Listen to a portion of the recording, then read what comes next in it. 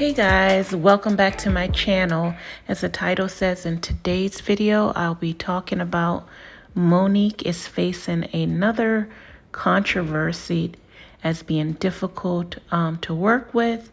Over last weekend, last Saturday to be exact, she was pulled hours before from headlining a show, and she was notified hours before. And it did not sit well with her because her contract stated that she is the headliner, which means that she would go last in this show. So guys, a lot of people somewhat agree with Monique. They're saying Monique is 100% real. They're saying that Black women are always considered problems when we speak up for ourselves. And that, Monique has been wrong so many times. She has to be a lioness and roar. So guys, let me know, what are your thoughts? But so far, Monique has said that her contract states that she is the headliner, and D.L. Hughley has not provided his contract, but he did provide a timeline in which Monique was to appear before him, and he was going to be the headliner. But that's not what the contract that Monique had stated. So guys, I don't know. I mean, I know a lot of people have dealt with problems like Monique is experiencing. You become a problem, or people label you as being difficult to work with when you're standing up for yourself or for what is right. You become a problem, and it becomes that you are difficult to work with. And that is what D.L. Hughley is trying to paint a picture of Monique, that she had an issue with Lee Daniels, she had an issue with Oprah, she's had an issue with Tyler Perry, she's had an issue with a lot of people. So he wants to make her be painted out to be this difficult person to work with. And sometimes it's not that you are a difficult person to work with, it's just that you're not going to stand for a lot of BS. And take a listen to what Monique had to say. She went on before D.L. Hughley, and she was not having it. She was so upset. A lot of people think she should have not done this, but just take a listen to what she had to say. The headliner has left. I don't fuck nobody, sure, I don't fucking body. But when you cross the line with me, nigga, you have crossed the line. And that bitch nigga has crossed the motherfucking line. Monique is not going to stand for a lot of BS and let people walk all over her. She is very vocal, and she will speak her mind. In most cases, it seems to be that she is speaking the truth.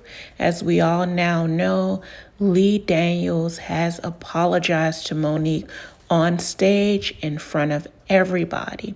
He has accepted and said that he was wrong, and he has apologized. So Monique is not just a troublemaker, and she's not going around making trouble. She just wants the truth to be heard, and she wants to be treated with respect and as a decent human, and not because she's a woman and she doesn't have the power like some of these men do. She should not be walked all over.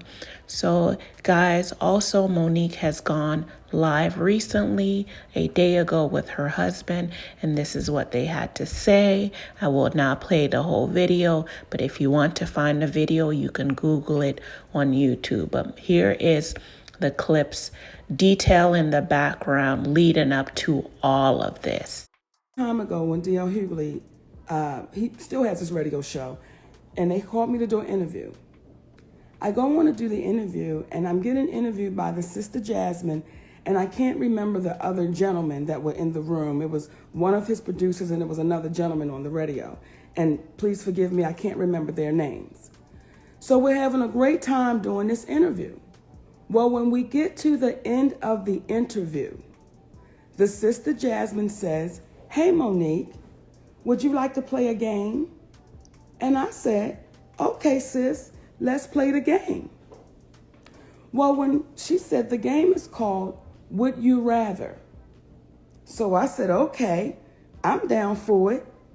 And then the sister says to me, would you rather your husband sleeps with Lee Daniels with a condom or Corinne Steffens without one? Breathe that in for a sec. Now, for those of you who didn't hear it and you might just have joined the room, I want to take you back to that moment.